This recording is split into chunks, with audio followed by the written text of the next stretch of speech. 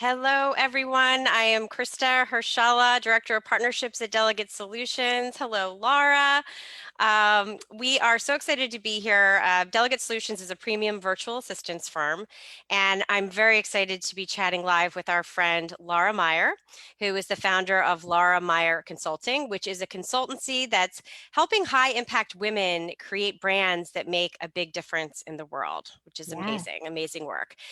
Laura has expertise in helping thought leaders, influencers, and entrepreneurs create profit growth, as well as effective marketing and brand strategies. And Laura, as a serial entrepreneur herself, has spent 15 years scaling multiple 6- and 7-figure companies. So Laura's going to be sharing her expertise today with us on how you as a business owner can maximize profitability, expand reach, and joyfully scale your brand in a way that will really get you back to the why of what made you start your business in the first place. So we're really excited about this topic, and welcome, Laura. Yeah. Thank you so much for having me. And when it comes to scaling and growth, I mean, there's many different ways that we can increase the overall trajectory of our business. But what happens a lot of times when we're scaling is that we end up getting away from why we even started out in entrepreneurship to begin with, right? We end up kind of becoming a victim of our own dreams, as Yeah. many entrepreneurs do. And I went through that myself. I am a serial entrepreneur. This is my sixth company. And there was times like right now where it's great. And I love what I do. And I've set up a business that will support the life I wanted. Instead of previously, I would have this life that would just work around the business and all of its demands and needs on myself and my life and my time. So this is one of my favorite topics to talk about. And just overall, my philosophy is like your marketing and your sales and your strategies and your brand should all start with this idea of joy. So let's talk a little bit about this because when we were originally talking about the topic, I was so excited about it, and we talked foundationally about this. But just for our audience sake, in terms of what is a joyful brand and why, sort of a second part to that is why is it important to focus on joy when building a brand? Yeah. So a joyful brand is a brand that creates joy for the founder, the original entrepreneur, any team members that are part of the company, and then also for the people it serves. And when we can create this joyful ecosystem, it's actually really magical. And what a lot of people find, and it is massively profitable.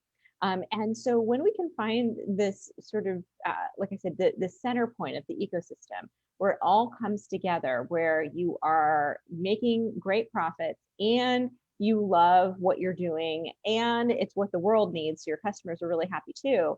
That is this sort of joy epicenter that I try to encourage my clients to pursue. And a lot of times people, what they do is they create this company that maybe makes a lot of money, but doesn't necessarily create joy. And I find that companies only grow to a certain point when they set it up that way, because what you need eventually is a brand that people are excited about outside of, it being transactional. They want it to Right. actually make a difference in their lives. And that's where the joy piece comes in. And then sometimes I think a lot of people, especially entrepreneurs that maybe haven't quite scaled yet, they may have a limiting belief like, oh, well, I can pursue this thing that's going to make me lots of money. But I don't really want to do that. That's not joyful. And a lot of times it's their own limiting beliefs. It's not even necessarily true. It's just that they've been conditioned to think that you can't actually work and love what you do at the same time. And it becomes this elusive concept that they are never able to achieve. Interesting. Well, it sounds almost like utopia a little Yeah, bit, right? When right. all of the stars align and it all comes together. And, I feel like in terms of my network and when I'm talking to business owners, that people aren't really willing as much anymore to not do work Yeah. that they love and that brings them joy and that brings them that reward. Do you find the same? Yeah, and I think it's so true in your field too. Yeah, It's like if you're not helping your business owners live their best life, right? Like what are you in it for? So I right. think even for your own company and the way that you serve your own audience and the people who are like, oh my gosh, thank you so much. You lighten my Yeah. load so that I can do the things I love to do, or I can spend more time with my kids. I mean, what an incredible gift your organization provides people.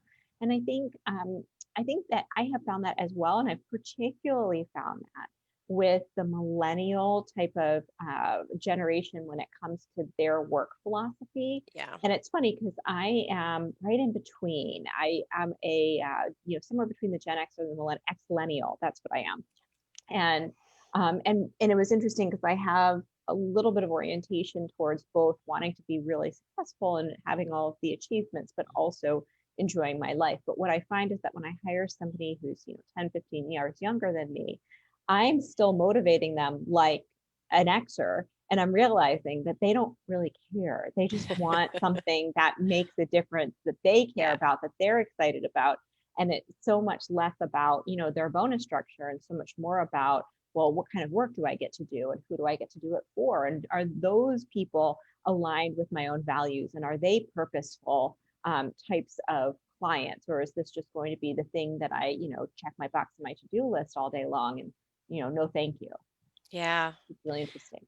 It is interesting, and I think it's incredibly positive that that's sort of the trend and the direction that people are going. And yeah, in our work, really, our core mission is to give people the freedom to do work that they love and to have a big impact.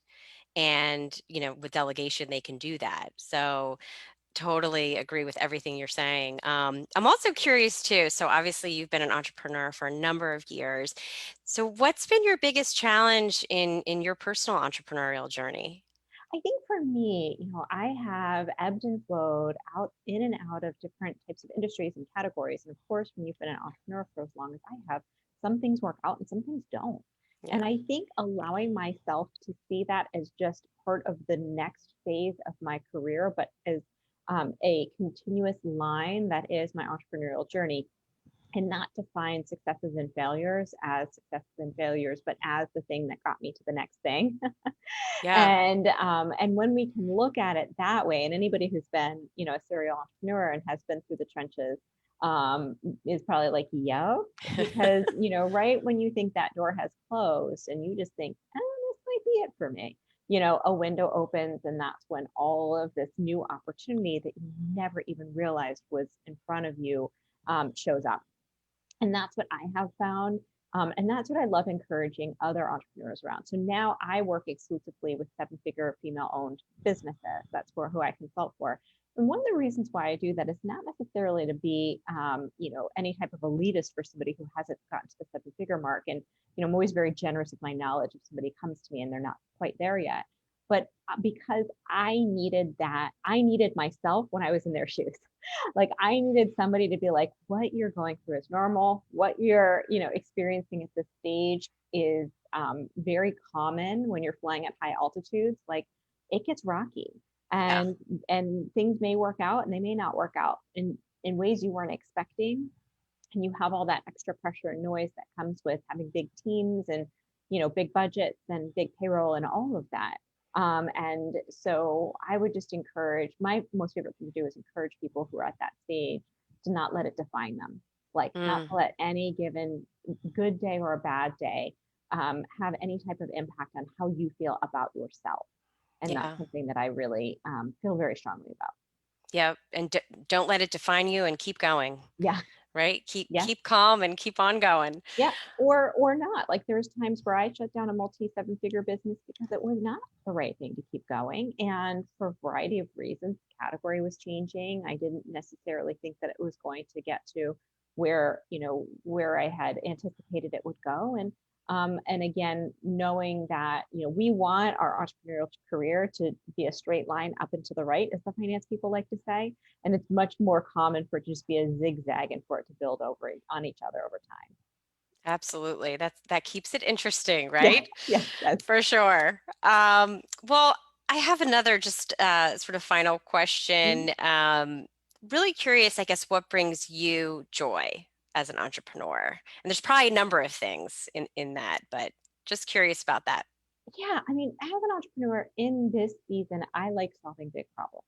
I just do. And it's kind of this funny little knack that I have. Like, in again, in the beginning stages, you're solving, I wouldn't say smaller problems, but problems that don't have as much stakes attached, right? Like if you run an ad, and it doesn't convert, that's okay. You go to another ad set or use a different avatar, or package up your product differently. But when you're really scaling, that's when sometimes people think, oh, when I get there, it'll get easier. And it actually doesn't. It's just like more money, more problems.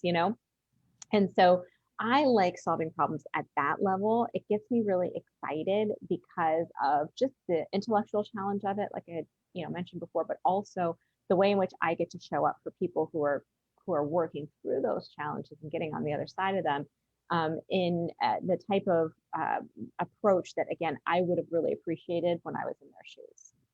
Absolutely. Are you, I'm just curious too, if you're seeing any trends with your clients? I know you work with a lot of female entrepreneurs in terms of some of their challenges that Gosh, they're having. yeah, it's really interesting because I work before the pandemic, I worked with a variety of different types of businesses, service-based online.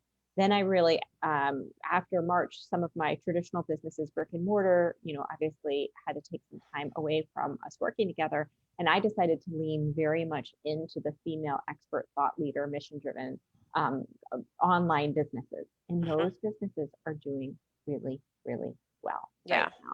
And the Yeah. sooner that they were able to stop freaking out and actually get themselves like their head screwed on straight again, and lean into the opportunity that is the online space right now, they're the ones that are ahead of the curve. It's I great. think there's still businesses that are figuring out what to do. And I feel for those businesses. I'm still here for it and available to help. But the businesses that I helped 6 months ago figure out what to do are killing it right now. They're doing really well. Right. And so I just think if you've been sitting around being like, well, maybe I should repackage my offering, maybe I should have had a new um, uh, way of serving my clients because everybody's virtual now. If you've been kind of wondering that, like just do it. Just It's do it. great. You know? Yeah. Yeah. Well, you're doing great work to help so many companies really thrive in this time. And it's got to be so rewarding for you. So thank you for sharing your expertise. And before we go and end our chat, anything interesting that you're currently working on that you want to share with our audience? Yeah, it's a great question. I am working on a little, actually, I think it's going to end up being a big project, but a small project on creating a community of women experts. And I'm going to be doing that with somebody who's very recognizable in the industry. I think it's okay to say who she is, but I'm going to check with her on that and get back to you. But if you just stay tuned and watch the page, you'll see that emerging. And one of the reasons why I'm so excited about this is because 2 years ago, I was in a place where I was in a transition. I was really struggling. I was totally disrupted within my industry. I shut down a business I had been in for a long time because of external, changes in the external environment. And I became a consultant without actually having it be that intention. And I think there's women this year and even people who are listening that went through the same thing.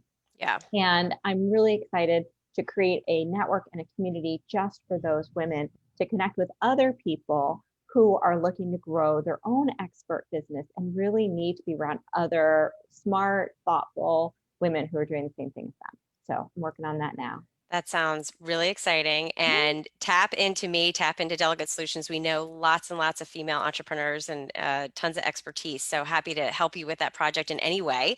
Cool. Keep us posted on that. And where can people go if they want to continue the conversation with you, Laura?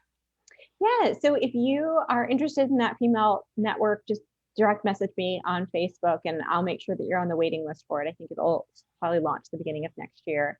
I'm meeting with my partner on it next week. And then in terms of one-on-one consulting, if you are at a place in your business where you are plateauing in growth, you've grown it to maybe 7 figures, but you just don't know how to get to that next stage. You've sort of outgrown your masterminds and your programs, and you really need somebody who's a strategic thinker to work one-on-one with.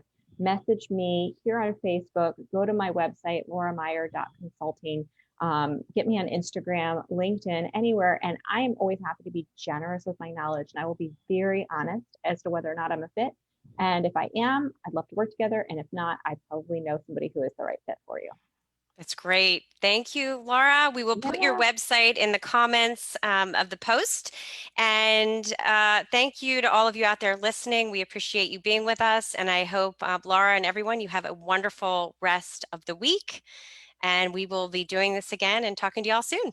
wonderful. Thank you so much. I really appreciate it. Bye, Laura. Bye, everyone. Bye.